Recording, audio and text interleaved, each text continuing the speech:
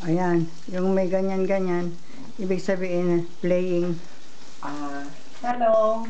So, andito na naman ako. I'm here again.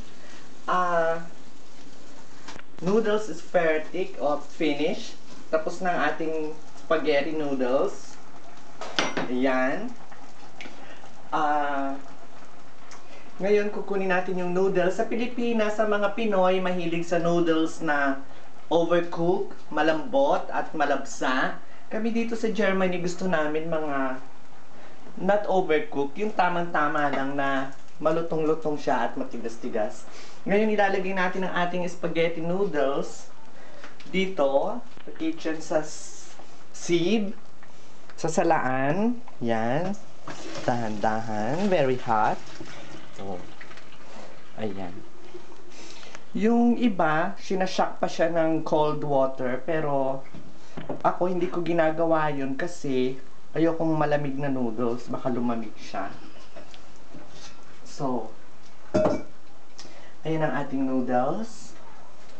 Here. Ang noodles natin. Balik natin siya dito. So, mag-servings na tayo. Kakain kami ni Manang sa garden. Servings natin ang ating noodles. Konti lang sa akin. Yan. Bumubulong si Manang. Konti lang daw kanya. Nagda-diet si Manang. Katatapos nung nagkumain eh. Oo. Ngayon, ito yung ating sardines. Yung niluto nating sardines. Kaya sabi ko sa inyo, yung mga Pinoy dyan na walang budget para sa spaghetti carbonara o yung sa spaghetti may giniling, kung wala kayong budget, pwedeng sardinas lang. Okay na, masarap ma. Ayan. Kung tatawagin mo sa sosyal, itong recipe na to, sasabihin kong spaghetti la mer. Ayan.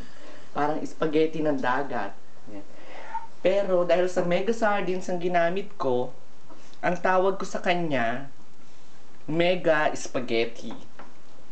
Ngayon, dahil nasa Europe kami, nandito kami sa Germany, sosyal kami, lalagyan namin ang aming sardines spaghetti ng parmesan cheese. Masarap to, may parmesan cheese. Ayan. You see? So, eto na naman ang aming another successful spaghetti. Mega spaghetti. Lagay ko na siya dito at i-close up ni Manang sa inyo. So, ayun na ang aming mega spaghetti. Bye-bye! Bye-bye everybody! Sana magustuhan nyo ang spaghetti pag na-try nyo na at home. See you! Bye! See you soon. Clap.